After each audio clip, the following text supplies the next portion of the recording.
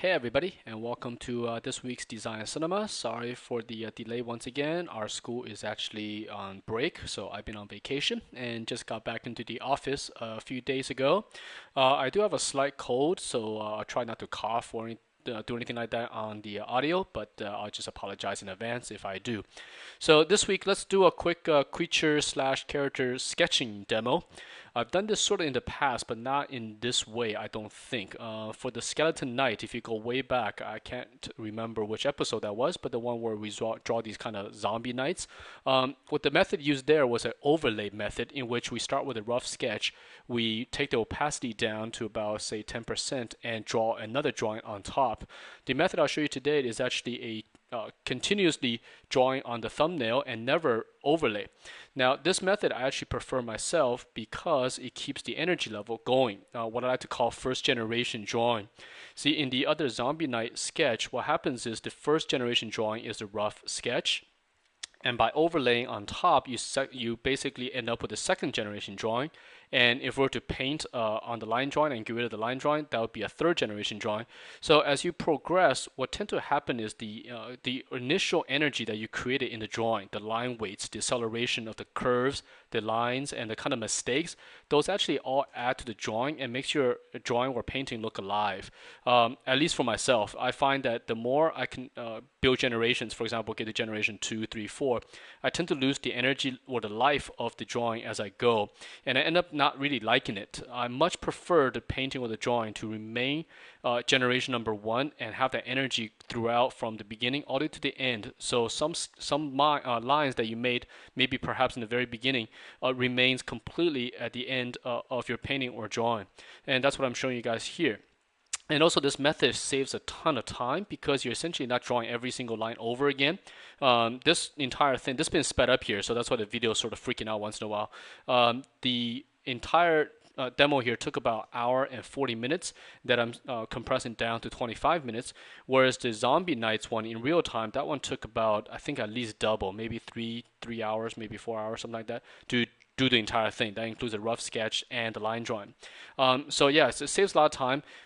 Now, this method here is only really usable if you're working in digital.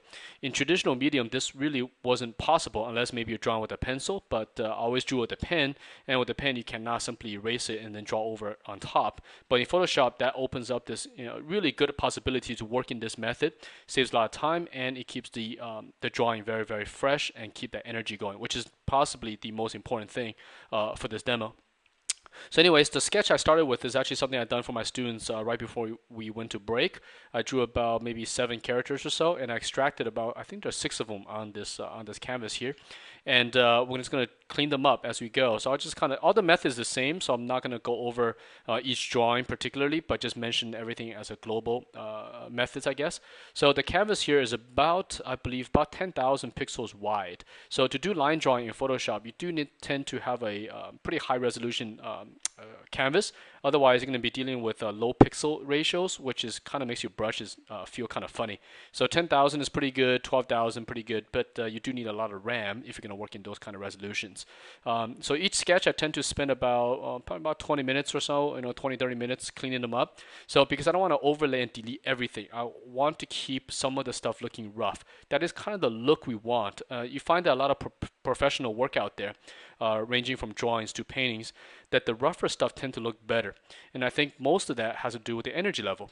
You feel the creativity, you feel the energy, you feel the person actually behind the drawing, versus a very sterile sketch, for example, that's been done in vector or something that's been cleaned up so tight, it looks kind of dead. It doesn't move. Even though the character might be jumping or kind of standing there, it doesn't feel like it's organic. And generally call those kind of drawings kind of stiff and kind of dead. So this kind of generation drawing is very important to capture. Okay, let's see what else technical stuff. So this is drawing in CS1. This is done in my office, but I'm recording right now from home. So at home is a CS5, but this is all done in CS1. Very old. So I'm now moving on forward to, actually I thought I'd move to the other one, but still continue this one.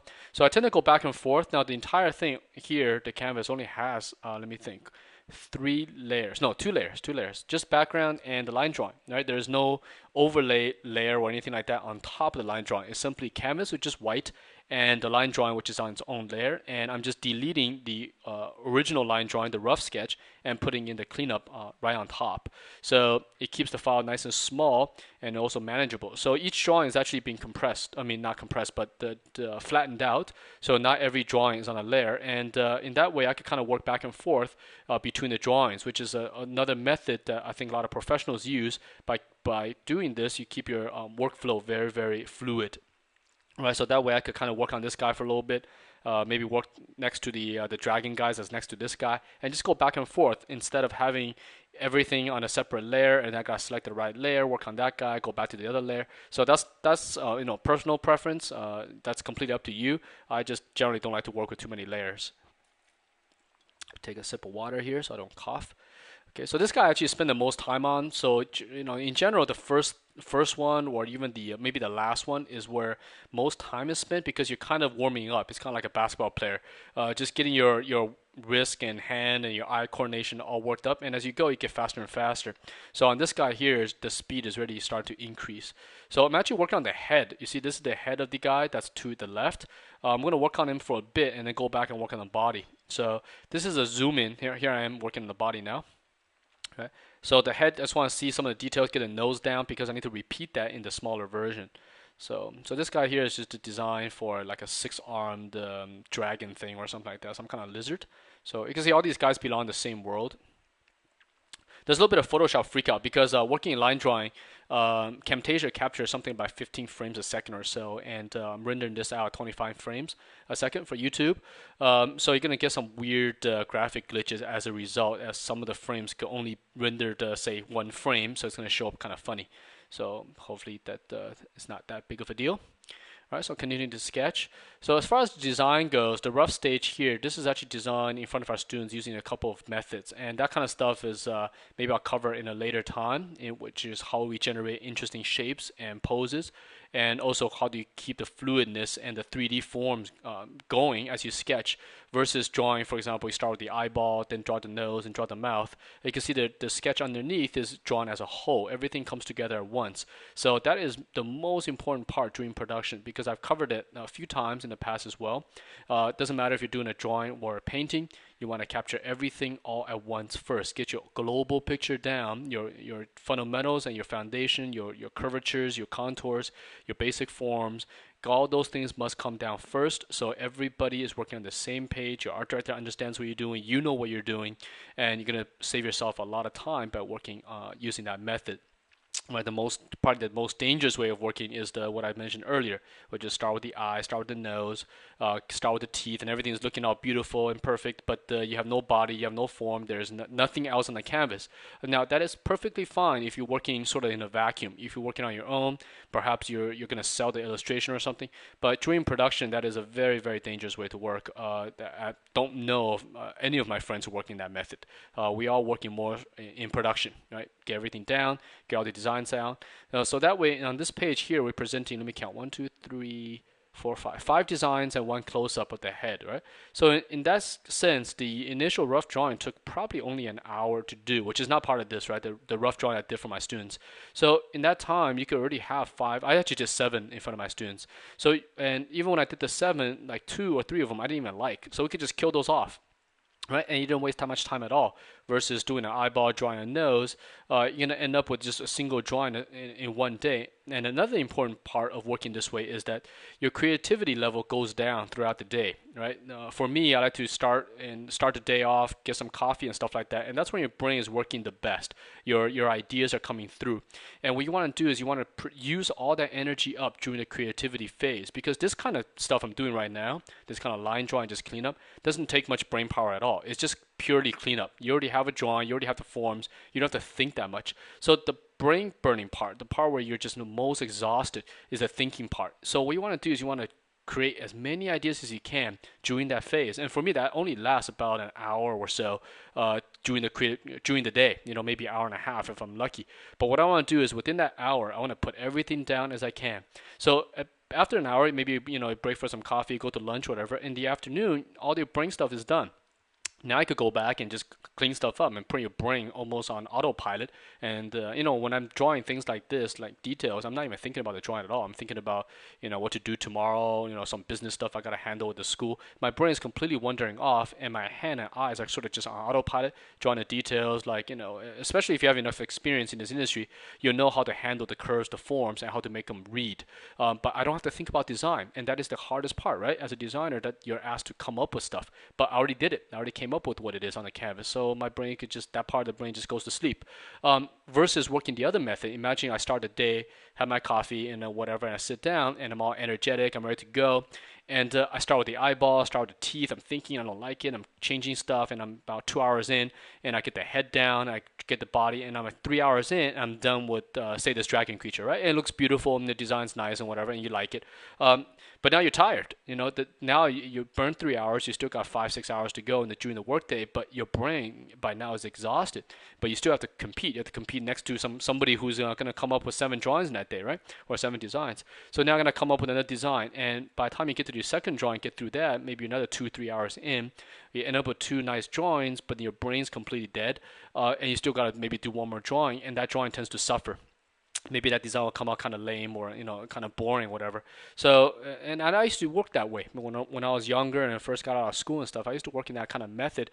I found everything to be very, very exhausting. By the time it was say 6 o'clock or 7 o'clock to get off work, my brain is completely burned up. Versus working this method, which was kind of forced in a way when you work enough in the industry. There's no other method to do. You have to use this method. But by doing this way, my brain is pretty relaxed. By the time you're done 6 o'clock or whatever you're done with your projects, I'm pretty relaxed and I can actually go do something else because your brain power is only used for about an hour or two. So I recommend a lot of our students as well as you guys to give it a try. Just put down as much as ideas as you can. But when you're putting that down, you have to concentrate on making things look correct, right? It's not about just drawing complete randomness on a piece of paper. That's not going to solve anything. You have to do stuff, even though it looks rough, it is correct. It is precise. The perspective is good there. The anatomy is there. All those things are actually already captured. So that's, even though it looks rough, that is where all the energy level and all the concentration is basically put in. And you spend the rest of the day kind of just cleaning stuff up. That's all, right? Hopefully that makes sense, but maybe I'll cover that more in the next episode or something like that. Speaking of next episode, I'll probably cover a interior rendering or a painting or drawing, not sure yet, of some kind of space because I've seen a lot of requests for that. So I'll try to get to an interior something, not sure what it is yet, maybe some kind of building or something like that. Because rendering interiors are a little bit trickier since you're up close. Anything in which you are close to the subject, the time consumption goes up. The further you are, the easier it is to do. For example, giant vistas with spaceships flying around and stuff like that is relatively kind of not super hard to do because everything is sort of big scaled. You don't have to focus on tight architecture and clean up all the lines and stuff like that. But I'll try to get to that next week or so. So anyways, back to this drawing here. I'm just cleaning up this guy's head here. This is a close-up view of the guy to his left. And it's kind of just, this is a page filler really, because the design actually is it's on the left. But the thing is, you want to make the page look good, but I don't have time to do a fresh design in this space. So what I did is I just kind of copy and pasted the head from the left, blew it up, and just detailed it to a higher level. And on a presentation, that might look quite nice when you print it out. Right? So you give the viewers kind of a intimate view of some of your designs. So again, but this is completely pure eye candy. In the design phase, this part here is not really necessary. It's already captured on the left anyways. So, but presentation goes a long way in our industry, right? How you present something, how does it look, how well you drew it, all that kind of stuff goes with would a design get chosen or not by the clients, right? You do a pretty sloppy drawing, and you're not presenting it well, make it all small on the page, bad handwriting and stuff like that, versus someone who's going to present it nicely, good handwriting, good presentation. The design that's presented better generally always wins in front of clients because in their eyes they're saying, hey, this thing looks pretty cool, so I'll just go for it. The other one, I don't even know what's going on. It is so badly presented. Even though the idea underneath could be good, the clients will overlook it. So presentation always quite important. So this video, I recommend you guys to kind of scroll back, maybe back to the beginning phase, just to see how rough some of these drawings actually are compared to when we're done with it, how we clean it up. Now, I'm not cleaning these up to ultra tight because, again, this is a YouTube video here. Working under client conditions, depending on who I'm working with, I'll probably spend a little bit more time cleaning some of this stuff. Just recently I finished a project with a game developer, and they were requesting a lot of character designs, and for those I just spent I say about half a day doing one of these pages. So that's about 4 to 5 hours drawing something you'll see here. It's still about, say, 5 or 6 characters on a page, but double the time spent. So, but because those line drawings required me to make sure all the lines connect, make sure that it's not super loose, because those drawings actually has to go into production. So I cannot indicate too much. For example, you have an armor or a shield, that armor really wraps around the body. There's connecting points, and those things all snap together correctly. If the guy's wearing some kind of belt or armor or bullets and whatever, casing and stuff like that, that all needs to sort of make sense. So I got to spend a little bit more time just planning that out. Versus here, there's actually a lot of indication, because I consider this early conceptual phase. This is the time where you're just generating the overall form. This design might or might not make it into the project. So there's really no use to spend a lot of time getting the nuts and bolts, every single detail correct, because it could just be rejected. So you spend 3 hours doing the detail and then it gets rejected within 5 seconds. So what I want to do is I want to make sure that it looks nice, that overall detail is suggested, and that's the big word here, suggested, that this guy's wearing armor, it's got something going on. But is it really fleshed out? Not yet. But can it be fleshed out? Yes, it can, given time. So, but the thing is, that's a fine balance, right? You want to balance the design versus the time. So it's a take of quality versus quantity. So anyway, sorry, I had to take a quick audio break there, so I'm back now. So sorry if sounds a little bit disjointed. Anyways, let's continue this drawing. So here I'm just cleaning up, adding some details, the suggestive detail I was talking about earlier. Erasing stuff out. So the way this worked basically is just set up the layers and you just erase and clean, erase and clean, erase and clean. Now the focal point on these characters, I believe I mentioned this in the past before, but when you're dealing with characters or creatures, the focal point is always going to be around the face, the eyes, the nose, and those kind of areas. And so your area of detail, let me take a quick sip of water here, sorry, a second here. Your area of detail is going to expand out from the face outwards. So what we want to do is you want to have the tightest details probably around the face, around the head area, and let that spread out softly as it goes across the body. So what I'm doing here, as you can see on this guy, for example, his feet is not even that detailed yet. But the thing is, if you don't even finish those feet, you don't finish for example, the sword he's holding, it might look okay as a sketch, right? You always can have time, assume this drawing is chosen by the clients, you can always go back and clean them up. But for now, what I want to do is I want to give the appearance that these drawings are cleaned up without having to spend a lot of time doing every single detail on the drawing itself, right? So it's just another method professionals use to kind of give you the illusion of a refined drawing without actually refining the drawing. So hopefully that makes sense. But if you go with the area of influence, that always works, right? What you don't want to do is do the opposite, in which you are focusing on a detail that doesn't matter. Don't work on the feet or maybe the tail section for this creature. Meanwhile, the head and all the face area are not completed. So it's just natural. It's human nature to always look at the face. So with these drawings, we do the same thing. We start with the face and just work our way throughout the body.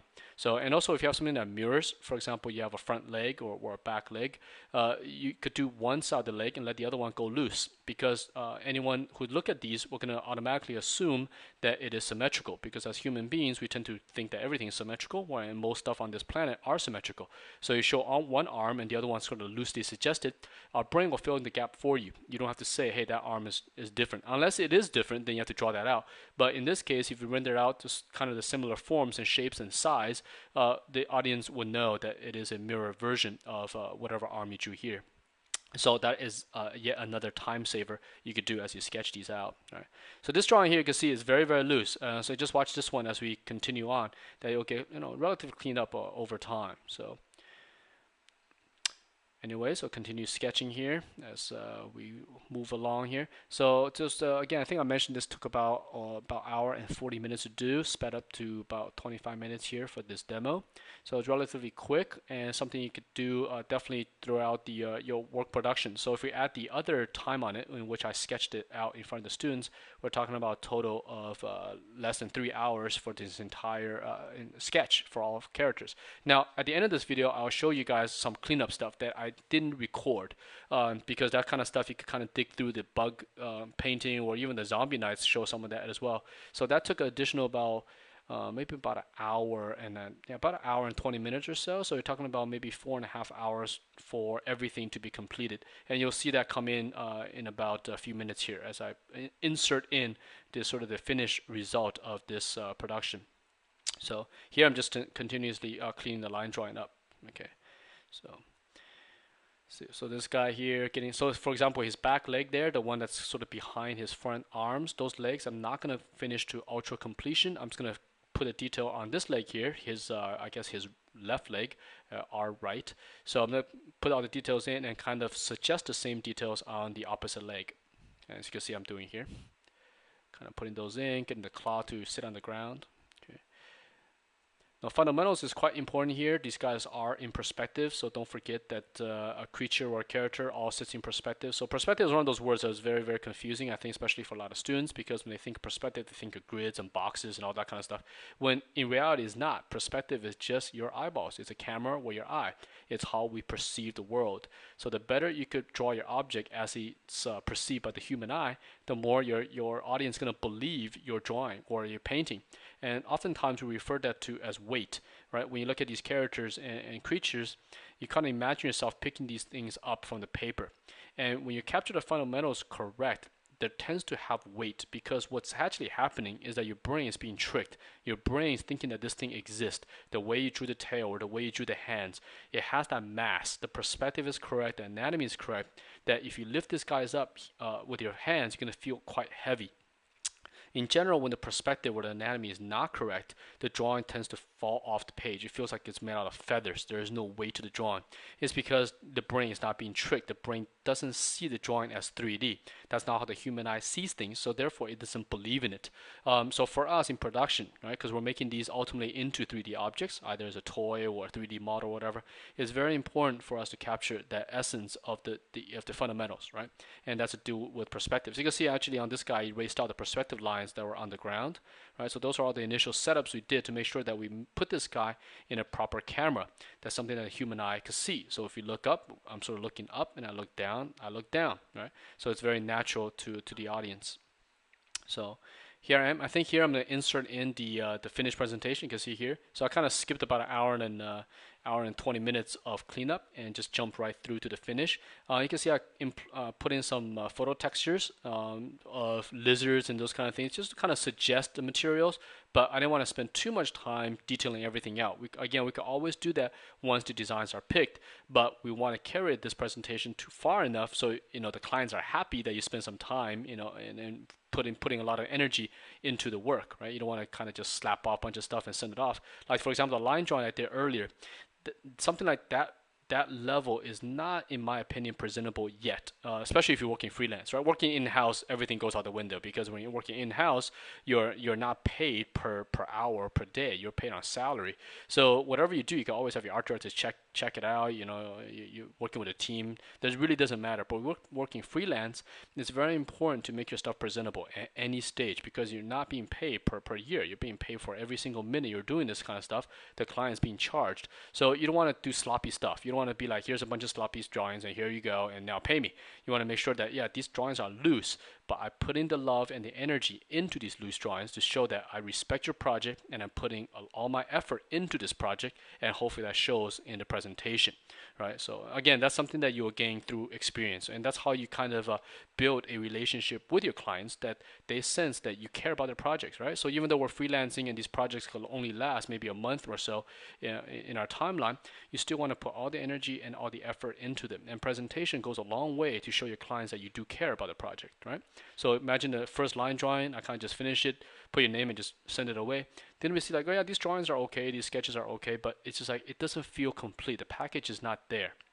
So what I'm doing here is the kind of the when you buy a new car, they polish it up for you and they wax it and they put in the air air refreshener and get everything all nice and clean. So even though it's the same car, not the design hasn't changed at all, you have a better feeling when you pick it up when you get the keys in your hands. And the same thing we do that in the freelance world, right? You want to drop these products off your client's inbox, and when they open it up, they're impressed instead of saying like, you want them to say, "Wow, that's pretty cool," and hopefully come back for more of it.